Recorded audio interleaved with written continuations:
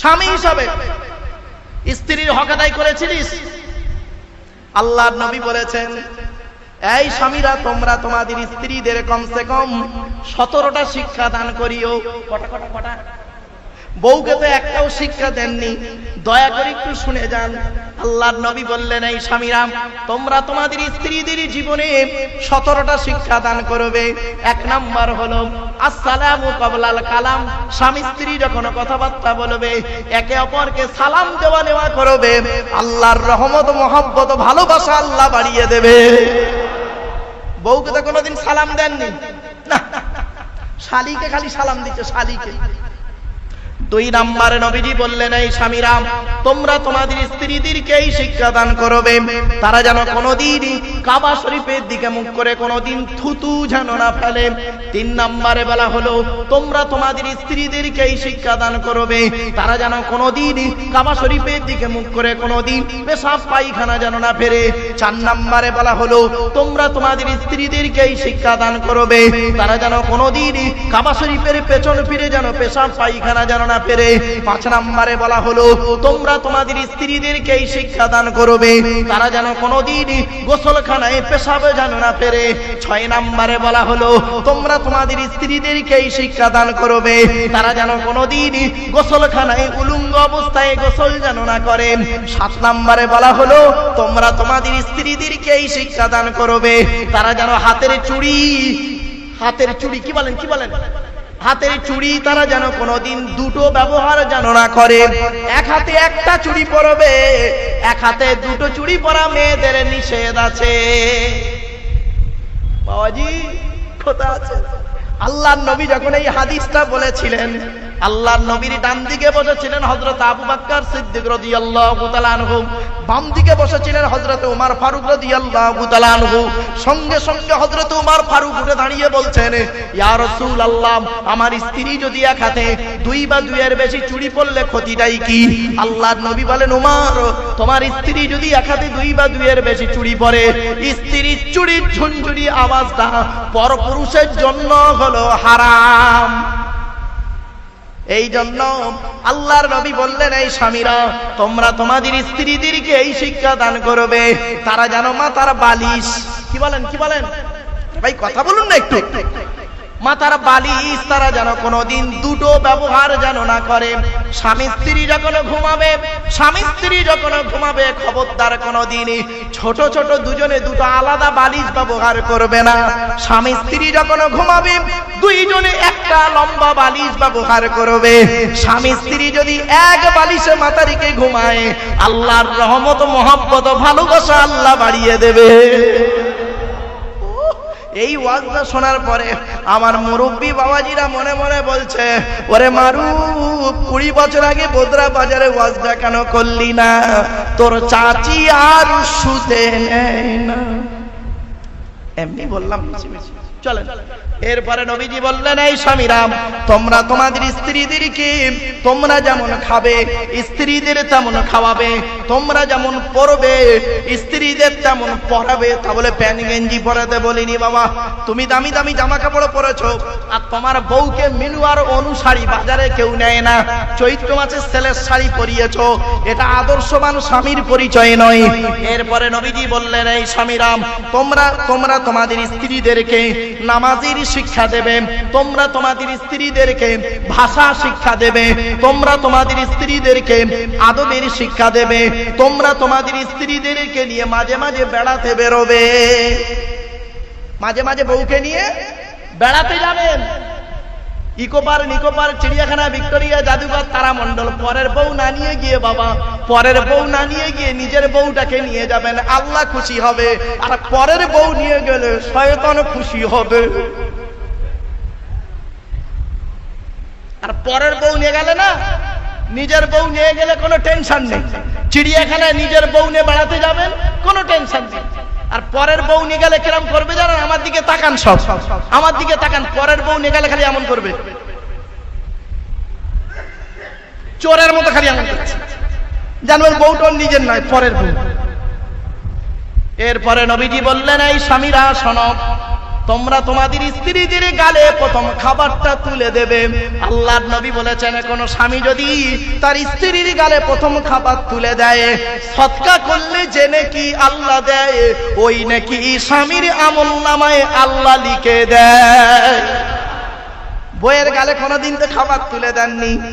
শুধু তাই নয়, এরপরে নবীজি বলেছেন এই স্বামীরা তোমরা তোমাদের স্ত্রীদের কাজের সহযোগিতা করবে। বুখারীর হাদিস, আল্লাহর নবী তার স্ত্রীদেরকে 3টে কাজ করে দিতেন মাঝে মাঝে। কটা আল্লাহর নবী তার স্ত্রীদের 3টে কাজ করে দিতেন। আজ থেকে বাড়িতে গিয়ে বাবা কাল থেকে 3টে কাজ করার চেষ্টা করবেন। আল্লাহর নবী বলেন, আল্লাহর নবীর স্ত্রী আম্মা জানা আয়েশা বর্ণনা করছেন আল্লাহ রাসূল স্ত্রীদের 3টে কাজ করে দিতেন। 1 নাম্বার নবীজি করতেন কি, ঝাঁটাখানা নিয়ে ঝাড়ু দিয়ে ঘর বারান্দাটা ভালো করে ঝাড়ু দিয়ে দিতেন। 2 নাম্বার নবীজি কি করতেন, ঘর থেকে থালা বাসনগুলো বের করে কুয়া থেকে নবী পানি তুলে নিজে হাতে থালা বাসনগুলো মাঝে মাঝে নবীজি মেজে দিতেন। 3 নাম্বার নবীজি করতেন কি, আম্মা জানা আয়েশা বলছেন আল্লাহর নবী এত আদর্শবান ব্যক্তি ছিলেন যিনি মাঝে মাঝে করতেন কি, আমার রান্নার কাজের সহযোগিতা করে দিতে। তাহলে 1 নাম্বার কিয়ামতের মাঠে আপনাকে ধরা হবে আপনি স্বামী হিসেবে কতটা দায়িত্ব পালন করেছেন। বাড়ি থেকে ভাববেন, আল্লাহর নবী বলেছেন স্ত্রীর পিতামাতার গালি দেওয়া হারাম। স্ত্রীর পিতামাতার গালি দেওয়া হারাম। বইয়ের বাপকে কত গালি দিয়েছেন, মাকে গালি দিয়েছেন, ভালো করে হিসাব করে দেখবেন। ঈদের দিনে সিমাই করতে একটু মিস্টেক করেছে, দেরি করেছে, মরা বাপটাকে কবর থেকে তুলে এনেছিলেন, মরা মাটাকে কবর থেকে তুলে এনেছে, আবার ভালো জামা কাপড় পরে ঈদের নামাজে গিয়ে ঈদের নামাজ পড়ে ইমাম সাহেবের বুকে বুকে মিলতেছে, তোর ঈদের নামাজই কবুল হবে না। কোথায় আছেন আপনি ধর্ম? কোথায় ধর্ম দেখাচ্ছেন? বাড়ি থেকে ভাববেন এগুলো। তাহলে 1 নাম্বার হলো পুরুষদের প্রথম প্রশ্ন হলো স্বামী হিসাবে কতটা দায়িত্ব পালন করেছো। 2 নাম্বার হলো পিতা হিসাবে কতটা দায়িত্ব পালন করেছো। আল্লাহর নবী বলেছেন প্রত্যেক পিতামাতার দায়িত্ব হলো ছেলে এবং মেয়ের উপরে 3টি। কয়টি? 3টি দায়িত্ব। প্রত্যেক পিতামাতার দায়িত্ব হলো ছেলে এবং মেয়ের উপরে 3টি। চলে যাবেন নাকি? প্রত্যেক পিতামাতার দায়িত্ব হলো ছেলে এবং মেয়ের উপরে কটি বাবা? 3টি। হাদিস عن أبي هريرة رضي الله تعالى عنه قال قال رسول الله صلى الله عليه وسلم حق الوالد على الولد ثلاثة أشياء। আল্লাহর নবী বলেছেন প্রত্যেক পিতামাতার দায়িত্ব হলো ছেলে এবং মেয়ের উপরে 3টি। 1 নাম্বার হলো আইয়াকসিনা ইসমাহু, ছেলে মেয়ে জন্মগ্রহণ করলে সুন্দর সুন্দর নাম রাখতে হবে। 1 নাম্বার দায়িত্ব পিতামাতা, শুনে নিন, সুন্দর নাম রাখতে হবে। ডান কানে আযান দিতে হবে, বাম কানে ইকামত দিতে হবে, অর্থ থাকলে আকিকা করতে হবে। বাবা 1 নাম্বারের 3টে ব্যাখ্যা কোন বাম্মা করেছেন বাড়ি থেকে ভাববেন। বাবা আমার আত্মীয়, আপনাদের এলাকার মানুষ, ভাইরা ভাই, বুঝলেন, এনারই শ্বশুর কয়েকদিন আগে ইন্তেকাল করলেন। পরোপকারী মানুষ ছিলেন বেচারা, আল্লাহ তাকে জান্নাত নসিব করুন, বলুন আল্লাহুম্মা আমিন। আমার বাপেরা, এবার আসছি 2 নাম্বার হলো ওয়াইদা ওয়ালাদা ওয়া ইউআল্লিমুহুল কিতাবা। পিতামাতা হল খালি জন্ম দিলে বাপ হওয়া যায় না, আর পেটে ধরলে মা হওয়া যায় না। বাম্মা হতে গেলে অনেক দায়িত্ব আছে, এই দায়িত্বগুলো পালন করার চেষ্টা করবেন বাড়িতে গিয়ে। 1 নাম্বার হলো কি, সুন্দর নাম রাখতে হবে ছেলে মেয়ে জন্মগ্রহণ করলে। 2 নাম্বার নবীজি বললেন ওয়াইদা ওয়ালাদা ওয়া ইউআল্লিমুহুল কিতাবা, ছেলে মেয়ে যখন কথাবার্তা বলতে শিখবে তাদেরকে লেখাপড়া শেখাবে, কোরআনের শিক্ষা দেবে। এই জন্য নবীজি বলেছিলেন উতলুবুল ইলমা মিনাল মাহদি ইলাল লাহাদ, দোলনা থেকে নিয়ে কবর পর্যন্ত লেখাপড়া শেখো। যে জাতি লেখাপড়ায় পিছিয়ে সে জাতি সব দিকে পিছিয়ে। শুনে রেখে দিন, কোরআনে আছে 82 জায়গায় বিভিন্ন অ্যাঙ্গেলে নামাজের কথা। কত জায়গা বাবা? জোরে বলুন। 82 জায়গায় বিভিন্ন অ্যাঙ্গেলে নামাজের কথা আছে, আর 92 জায়গায় আছে লেখাপড়ার কথা। তো কোন সংখ্যাটা বেশি, 82 না 92? তাহলে লেখাপড়ায় পিছিয়ে কেন মুসলমান? বাড়ি থেকে ভাববেন। 3 নাম্বার নবীজি বললেন ওয়াইজা বালাগা ওয়াইজাউ বিজা আদরাকা। আল্লাহর নবী বলেন ছেলে মেয়ে যখন প্রাপ্ত বয়স্ক হবে, যৌবন তাদের যখন ফুটবে, পাত্র পাত্রী দেখে তাদের বিয়ের ব্যবস্থা করবে। ছেলে বড় হয়ে গেছে, মেয়ে বড় হয়ে গেছে, হাজি সাহেব হাজি সাহেবের ছেলে বড় হয়ে গেছে, 35 বছর বয়স, ছেলের বিয়ে দেয়নি। মেয়ের বয়স হয়ে গেল 30 বছর, মেয়ের এখনো বিয়ে দেয় না। আর ওই মেয়ে যদি জেনায় লিপ্ত হয়, তোর হাজিগিরি ছেড়ে যাবে, তোর হাজিগিরি ছেড়ে যাবে, সমস্ত পাপ ওই বাপ আর মায়ের ঘাড়ে পড়বে। আল্লাহর নবী বলেছেন, ওয়াইজা বালাগা ওয়াইজা উবিজা ওয়াইজা আদরাকা, যখন ছেলে মেয়ে যখন প্রাপ্ত বয়স্ক হবে, যৌবন তাদের যখন ফুটবে, পত্রপাত্রী থেকে তাদের বিয়ের ব্যবস্থা করে দেবে। তাহলে 1 নাম্বার হলো কি, কিয়ামতের মাঠে পুরুষের প্রথম দায়িত্ব কি, কোনটা হিসাবে ধরবে? ভুলে গেছেন? স্বামী হিসাবে। দ্বিতীয়, পিতা হিসাবে। পিতা হিসাবে কতটা দায়িত্ব পালন করেছেন আপনারা? ছেলের হক আদায় করেছেন? বাড়ি থেকে ভাববেন। 3 নাম্বার আসছি, ছেলে হিসাবে কতটা দায়িত্ব পালন করেছেন, অর্থাৎ পিতামাতার সেবা করেছেন কিনা। শুনে রেখে দিন, আল্লাহর নবীদের পরই স্থান হলো বাপ আর মায়ের। আমি খালি কোরআনের দলিলগুলো দিচ্ছি, খালি আপনারা গুনতে শুরু করুন। কোরআনের কোথায় কোথায় বাম্মার সেবা করতে হবে খালি শুনে নিন। 1 নম্বর পারার 11 নম্বর পৃষ্ঠা 12 নম্বর লাইন, সূরার নাম সূরা বাকারা, ওয়াবিল ওয়ালিদাইনি ইহসানা, বাম্মার সেবা যত্ন করো। 2 নম্বর পারার 12 নম্বর পৃষ্ঠা 13 নম্বর লাইন, সূরার নাম সূরা বাকারা, ইয়াসআলুনাকা মাযা ইউনফিকুন কুল মা আনফাকতুম মিন খায়রিন ফালিল ওয়ালিদাইনি ওয়াল আকরাবিন। আল্লাহ বলেছেন, টাকা পয়সা সর্বপ্রথম তোমরা তোমাদের বুড়ো বুড়ি বাম্মার পিছনে ব্যয় করবে, আল্লাহ খুশি হয়ে যাবে। তাহলে সর্বপ্রথম টাকা পয়সা কার পিছনে ব্যয় করতে হবে? এই জোরে বলুন, বাপ আর মায়ের পিছনে। গাছের প্রথম ফলটা বাপকে খাওয়াবেন, মাকে খাওয়াবেন। এরা মনীষের বাচ্চা, মুসলমানের বাচ্চা, গাছের প্রথম ফলটা বুড়ো বুড়ি বাম্মান না খাইয়ে মলি সাহেবের খাওয়াচ্ছ, মলি সাহেবের খাওয়াচ্ছ, পীর সাহেবের খাওয়াচ্ছ। তো জন্মদাতা বাপকে খাওয়াবে, পেটে ধরা মাকে খাওয়া। আল্লাহর কোরআনের দলিল। বাপের ব্যাটার কথা বলে যাচ্ছি, এ কথা আগে বলতাম না। আল্লাহ পাক কোরআনে বলেছেন, সর্বপ্রথম টাকা পয়সা ব্যয় করবে বাপ আর মায়ের পিছনে। এজন্য আপনাদের বলে যাচ্ছি, বাবা আমাকে ভুল বুঝবেন না, বাপ আর মাকে কোনোদিন কাঁদাবেন না, বাম্মাকে কোনোদিন কাঁদাবেন না। বাম্মার পিছনে টাকা পয়সা ব্যয় করবেন। প্রথম গাছের প্রথম ফলটা বুড়ো বাম্মাকে খাওয়াবেন। গাছের পুকুরের প্রথম মাছটা, বড় মাছের মাথাটা বুড়ো বুড়ি বাম্মাকে খাওয়াবেন, আল্লাহ খুশি হয়ে যাবে। জোরে বলো। দলিলগুলো দিচ্ছি শুনে নিন। 5 নম্বর পারা 3 নম্বর পৃষ্ঠা 3 নম্বর লাইন, সূরা নাম সূরা নিসা 36 নম্বর আয়াত, ওয়াবুদুল্লাহ ওয়া লা তুশরিকু বিহি শাইয়্যা ওয়া বিল ওয়ালিদাইনি ইহসানা, বাম্মার সেবা যত্ন করো। আরেকটা দলিল দিচ্ছি, 8 নম্বর পারা 7 নম্বর পৃষ্ঠা 11 নম্বর লাইন, সূরা নাম সূরা আনামের 151 নম্বর আয়াত, লা তুশরিকু বিহি শাইয়্যা ওয়া বিল ওয়ালিদাইনি ইহসানা, বাম্মার সেবা যত্ন করো। 15 নম্বর পারা 3 নম্বর পৃষ্ঠা 7 নম্বর লাইন, সূরা নাম সূরা বানী ইসরাঈল, ওয়া কাদা রাব্বুকা আল্লা তা'বুদু ইল্লা ইয়্যা ওয়া বিল ওয়ালিদাইনি ইহসানা, বাম্মার সেবা যত্ন করো। আরেকটা আসছে 20 নম্বর পারা 16 নম্বর পৃষ্ঠা 3-4 নম্বর লাইন, সূরার নাম সূরা আনকাবুত, ওয়া ওয়াসাইনাল ইনসানা বিওয়ালিদাইহি হুসনা, বাম্মার সেবা যত্ন করো। 21 নম্বর পারার 11 নম্বর পৃষ্ঠা 6-7 নম্বর লাইন, সূরার নাম সূরা লোকমান, ওয়া ওয়াসাইনাল ইনসানা বিওয়ালিদাইহি, কোরআন জানিয়ে দিয়েছে বাম্মার সেবা যত্ন করো। 26 নম্বর পারা 2 নম্বর পৃষ্ঠা 11-12 নম্বর লাইন, সূরার নাম সূরা আকাব, ওয়া ওয়াসাইনাল ইনসানা বিওয়ালিদাইহি ইহসানা হামালাতহু উম্মুহু কুরহা ওয়া ওয়াদাতুহু কুরহা ইলা আখিরিল আয়া, বাম্মার সেবা যত্ন করো। সুতরাং বাপ আর মাকে কোনোদিন কাঁদাবেন না।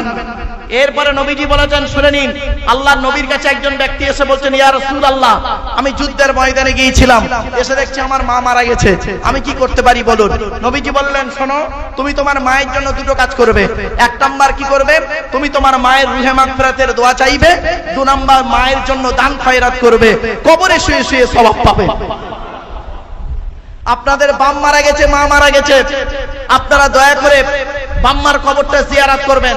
আল্লাহর নবী বলেছেন, মান যারা কবর আবাওয়াইহি আও আহাদিহিমা ফি কুল্লি জুমআতিন গুফিরা লাহু ওয়া কুতিবা লাহু বারাআত। নবী বলেন, জুম্মার দিনে যদি কোনো ছেলে তার বাপ আর মায়ের কবরটা জিয়ারত করে, ওই ছেলের দোয়ার ওসিলায় বাম্মার কবরটাকে আল্লাহ পাক আলোয় আলোকিত করে দেয়। জুম্মার দিনে বাম্মার কবর জিয়ারত করো না, বাম্মার কবর জিয়ারত করো না, গাজী বাবার কবর জিয়ারত করতে যাও জুম্মার দিনে। আমি তোমাকে নিষেধ করিনি, আমি তোমাকে ঘুটিয়ারির মাজার জিয়ারত করতে নিষেধ করিনি, তবে ঘুটিয়ারি মাজার জিয়ারত করার আগে তোমার জন্মদাতা বাপের কবরটা জিয়ারত করো, নবীজি বলেছেন। শুক্রবারে যদি কোনো ছেলে তার বাপ আর মায়ের কবরটা জিয়ারত করে, ওই ছেলের দোয়ার উসিলায় বাম্মার কবরটাকে আল্লাহ আলোয় আলোকিত করে দেয়। জোরে বলুন। আরেকটা হাদিস, আন উমামা রাদিয়াল্লাহু তাআলা আনহু সুইলা নবী সাল্লাল্লাহু আলাইহি ওয়াসাল্লাম মা হাক্কুল ওয়ালিদি আলা ওয়ালাদিহি, নবীজিকে জিজ্ঞাসা করা হলো ছেলে মেয়ের প্রতি কি দায়িত্ব আছে বাম্মার, আপনি বলুন। নবীজি বললেন হুমা জান্নাতুকা ওয়া নারুকা, তোমাদের বাপ আর মা হলো তোমাদের জন্য জান্নাত, তোমাদের বাপ আর মা হলো তোমাদের জন্য জাহান্নাম। কোথায় আছেন আপনি?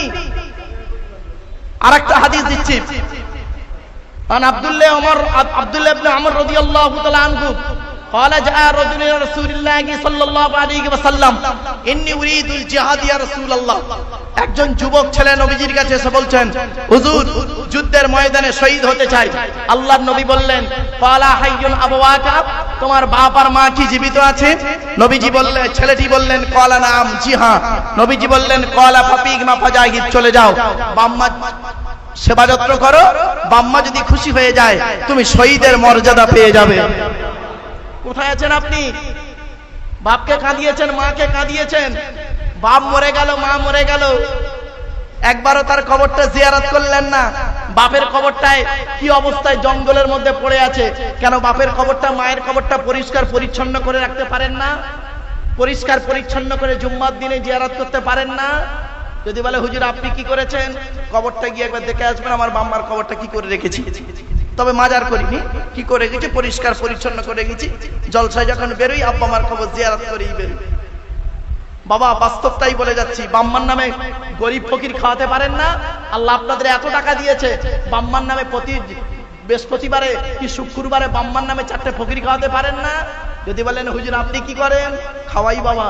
বাস্তবটাই বললাম, বাস্তবটাই বলে যাচ্ছে আপনাদের।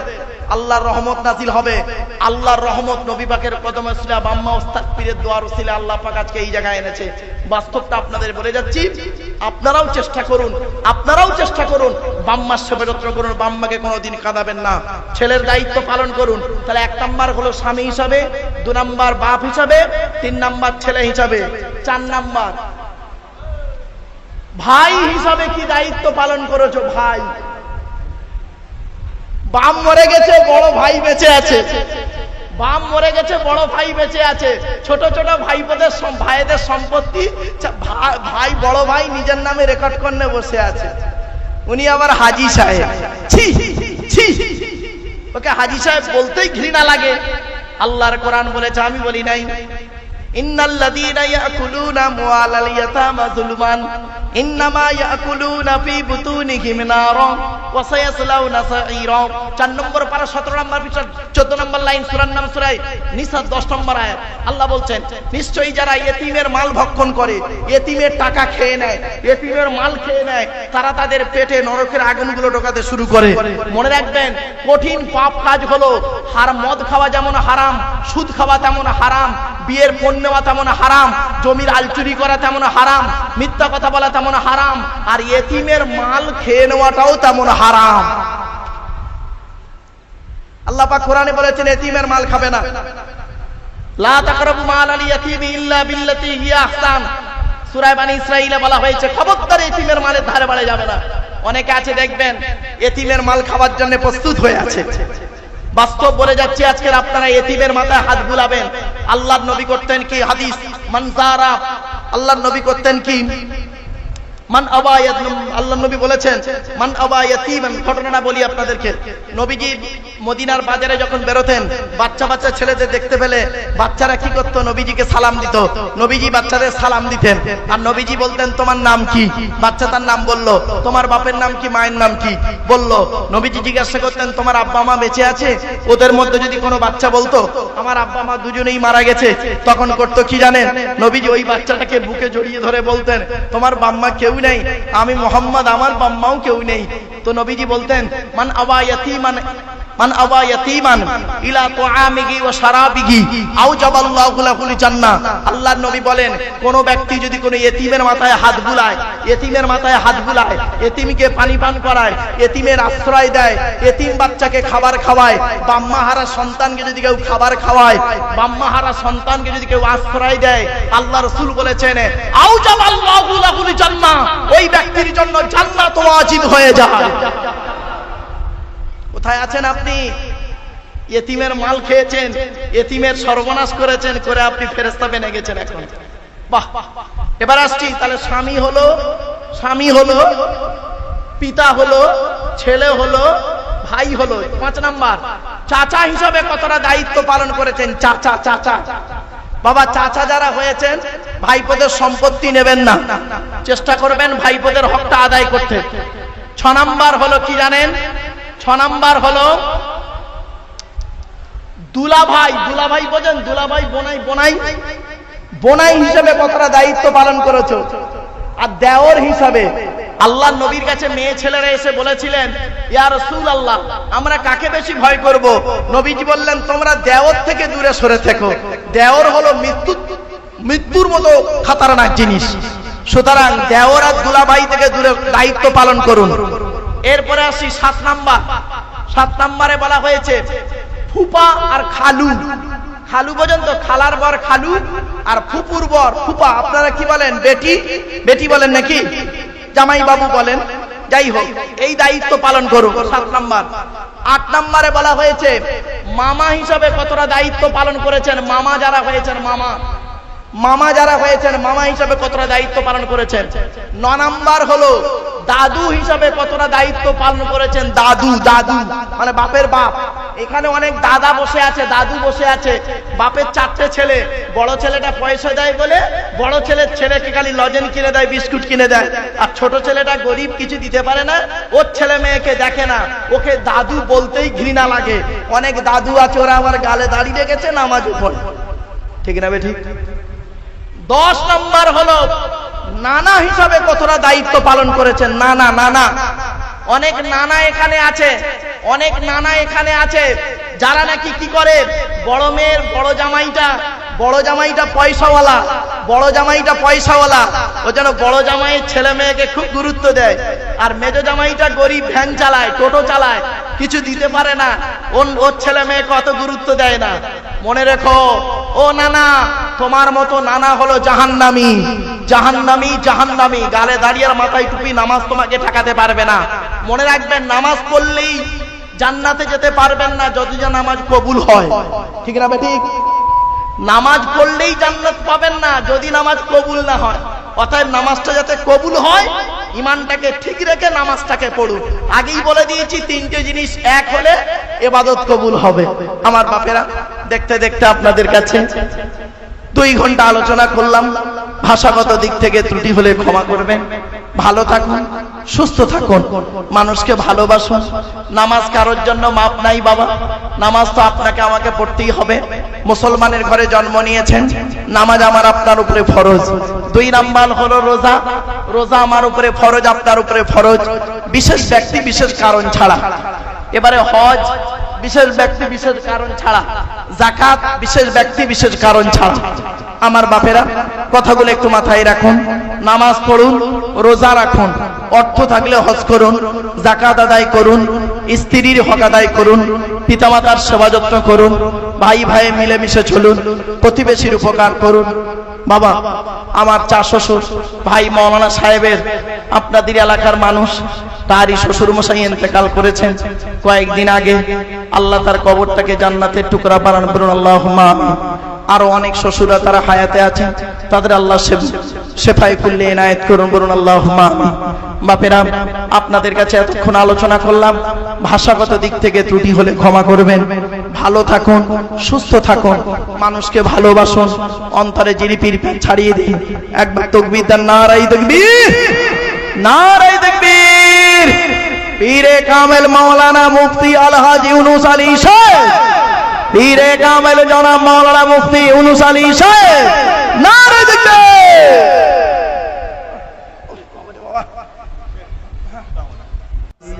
ধৈর্য সহকারে একটু শোনার চেষ্টা করবেন।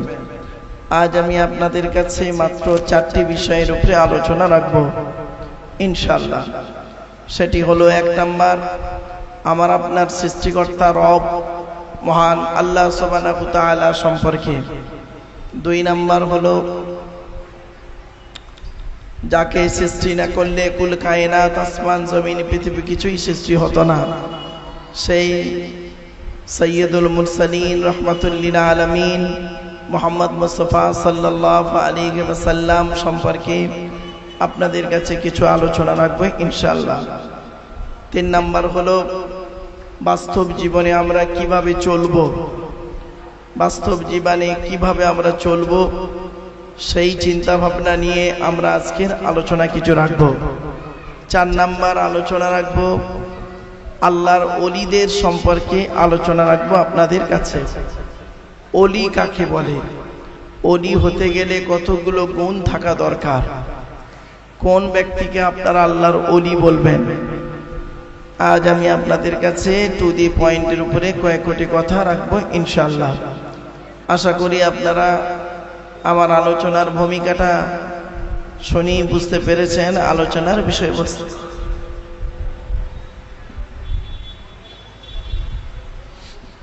আপনারা একবার উচ্চ আওয়াজে দুরূদ শরীফ পড়ুন। আল্লাহুম্মা সাল্লি আলা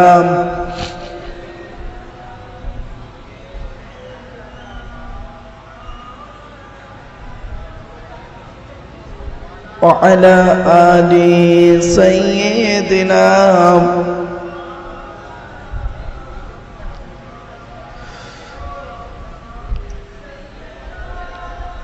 سيدنا مولانا محمد وعلى آل سيدنا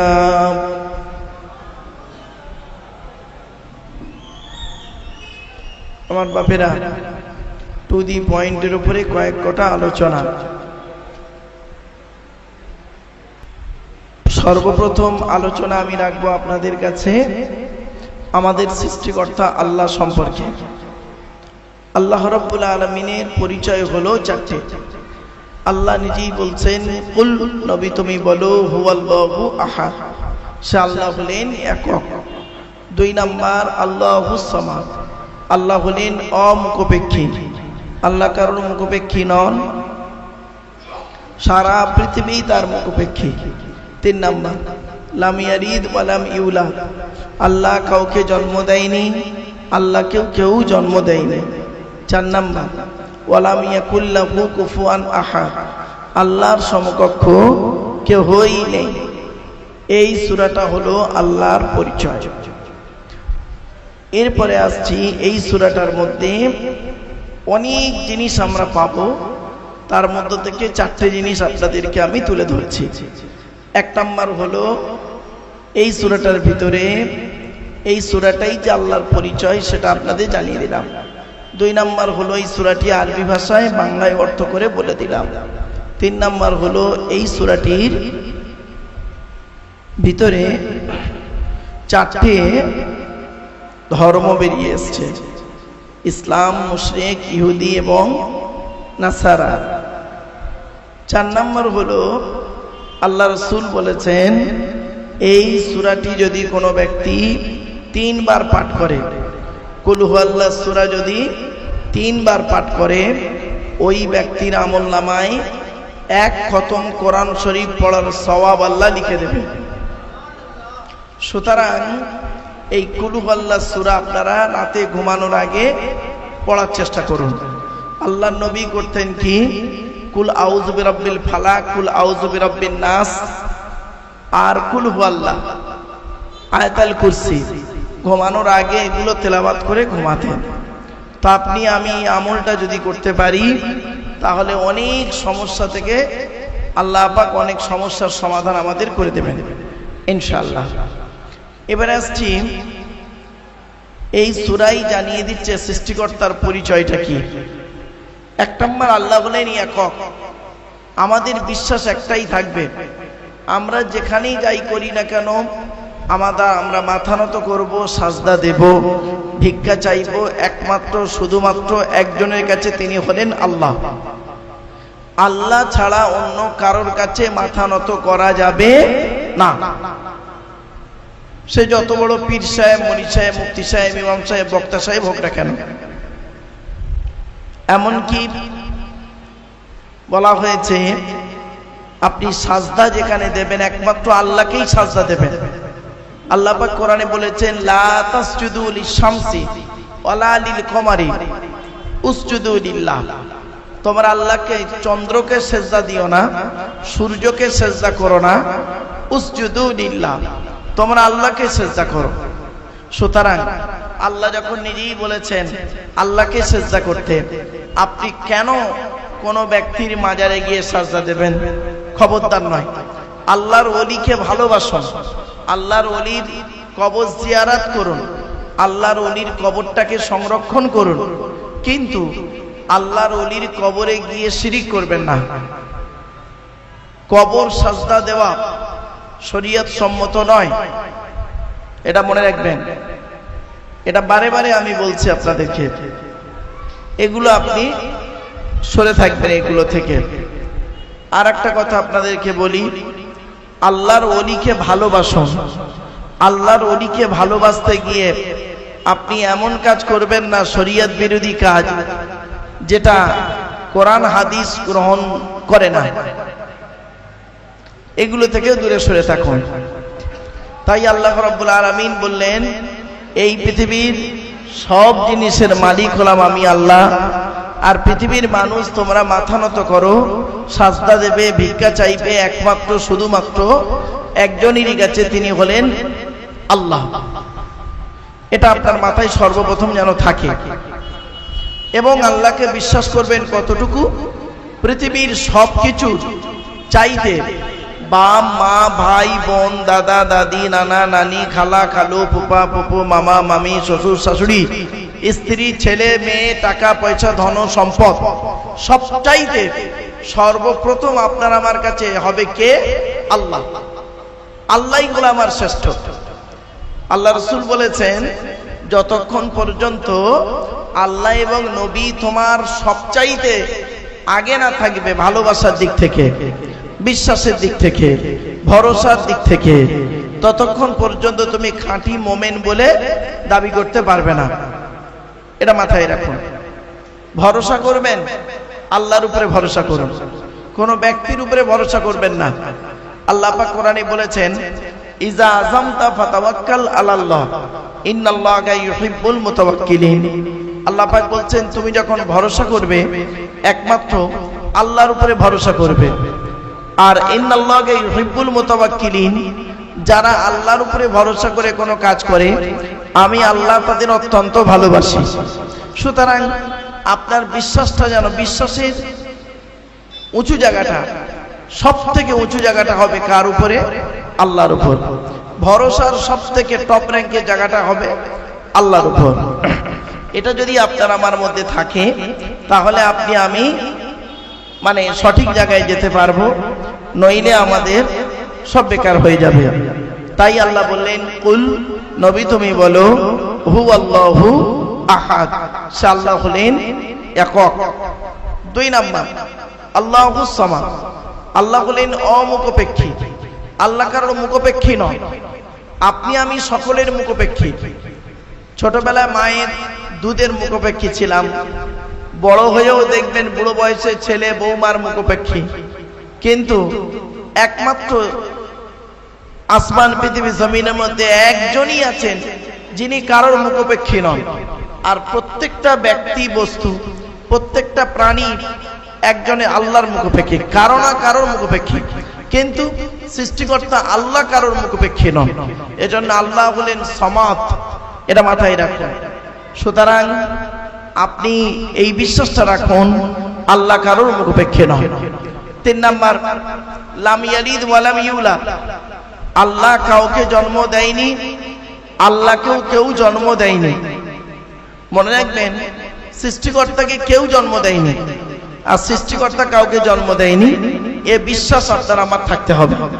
4 নাম্বার হলো ওয়া লাম ইয়াকুল লাহু কুফুয়ান আহাদ, আল্লাহর সমকক্ষ কেউই, সৃষ্টিকর্তার সমকক্ষ কেউই নেই।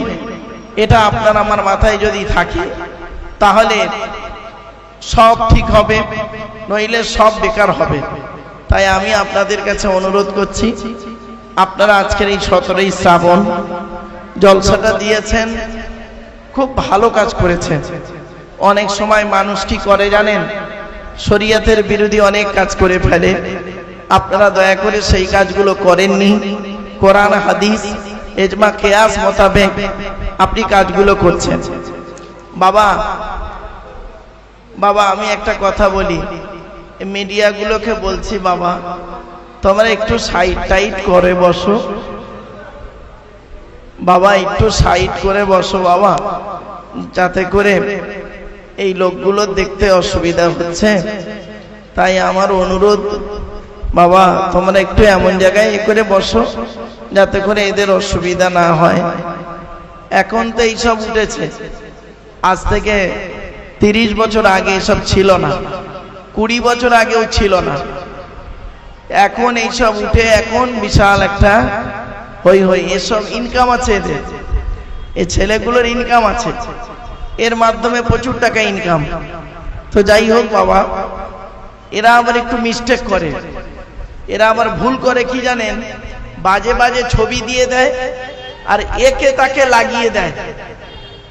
এ ওকে মানে এ বক্তার ছবি দিয়ে ও বক্তার ছবি দিয়ে লাগিয়ে দিল,